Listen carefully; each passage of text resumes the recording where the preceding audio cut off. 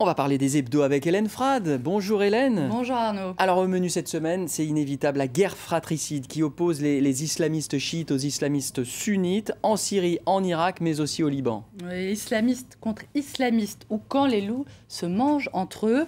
Une guerre dans la guerre, à la une cette semaine de Courrier International qui raconte comment les chiites proches orientaux ont peu à peu réussi, grâce évidemment au soutien de l'Iran, à mettre la main sur le Liban par le biais du Hezbollah, à diriger l'Irak après 24 ans de dictature bassiste et à sauver, on le sait, le régime de Bachar el-Assad. Une dynamique qui effraie l'Arabie saoudite et les sunnites arabes, majoritaires mais mal organisés, ouvrant la voie à Al-Qaïda et ses affiliés pour affronter les milices chiites. Une guerre entre fondamentalistes qui risque d'être, Arnaud, et c'est ce que nous dit Courrier International, la plus meurtrière qui ait jamais eu lieu au Proche-Orient.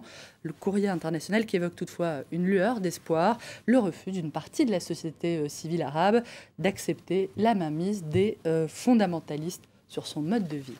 En France, les hebdos reviennent largement cette semaine sur la conférence de presse de François Hollande sur fond d'affaires Closer. Mais si la presse française est restée dans l'ensemble assez discrète sur ce sujet, les frasques réelles ou supposées du président ont passionné, c'est un faible mot, la presse étrangère et en particulier nos voisins britanniques et pas seulement d'ailleurs la presse tabloïde, friande par nature, on le sait, de secrets d'alcôve, le plus en forme étant sans doute The Daily Telegraph à qui on peut décerner sans aucun problème la palme de l'indiscrétion, pour ne pas dire de l'indélicatesse, mais aussi de la drôlerie. Le quotidien britannique qui s'est étonné cette semaine de la discrétion des journalistes français sur ce sujet ô combien sensible, perçu cette discrétion comme une sorte d'anomalie génétique.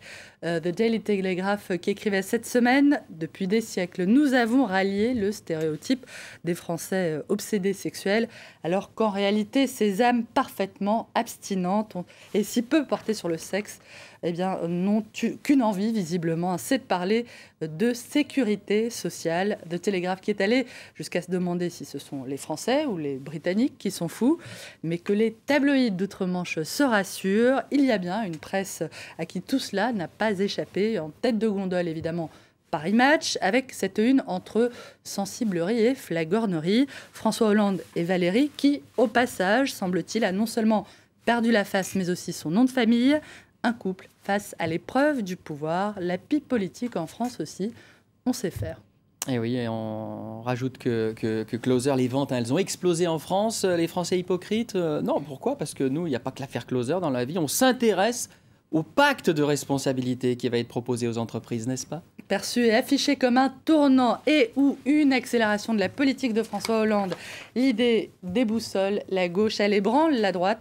Tournant économique, ça déménage, s'exclame Le Point, qui visiblement n'en revient pas et qui estime sous la plume de Franz-Olivier Gisbert, excusez du peu, que jusqu'à présent on était en droit de penser que le quinquennat pépère de M. Hollande ne pourrait passionner dans l'avenir qu'un historien plan-plan de troisième zone. Le Point qui revit littéralement depuis 15 jours d'une séquence si bouillante, si romanesque, je cite toujours, qu'elle aurait forcément inspiré des chapitres croquignolets au duc de Saint-Simon.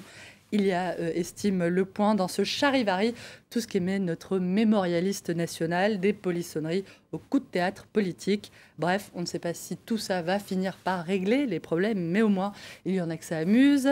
Ça semble en revanche amuser beaucoup moins l'Express, qui montre à la une cette semaine un François Hollande, le visage dur, fermé, un président frappé par le discrédit, un président imprudent, qui alimenterait un faux débat sur les limites entre la vie privée et la vie publique. Et pendant ce temps, le Nouvel Obs la joue presque décalée. Pas perso, hein, pas solo, pour ce que le feuilleton politico-conjugal présidentiel lasse un peu. Le magazine a concocté, Arnaud, quelques recettes de grand-mère. Non, ça n'est pas péjoratif. Un menu on ne peut plus affriolant sur la façon dont on peut guérir sans médicaments. Après le tout médicament, il fallait s'y attendre. Les méthodes dites douces et naturelles font des émules. Pour ceux que Rika Hazaraï intéresse, donc... Rika Hazaraï. Non, vous en souvenez? Ah oui, je m'en souviens. Mais de bons souvenirs, sans chemise, sans pantalon également. Donc pour ceux que ça intéresse, on prend froid sans chemise, sans recommandations du Nouvel Observateur qui vous conseille non pas de vous rhabiller, mais de faire par exemple de la méditation, du sport ou encore de bien vous nourrir, c'est frapper au coin du bon sens. Et comme on dit Arnaud, pas de corps sain sans esprit sain. Je vous recommande ce mois-ci le hors-série des Échos consacré au bilan économique de 2013 et aux prévisions pour 2014, les 10 grandes ruptures qui nous attendent. Certainement pas évidemment entre vous et moi Arnaud, puisque je vous serai éternellement fidèle. C'est une histoire qui dure et il y en a des choses à lire cette semaine. Merci beaucoup Hélène. Restez avec nous bien sûr sur France 24.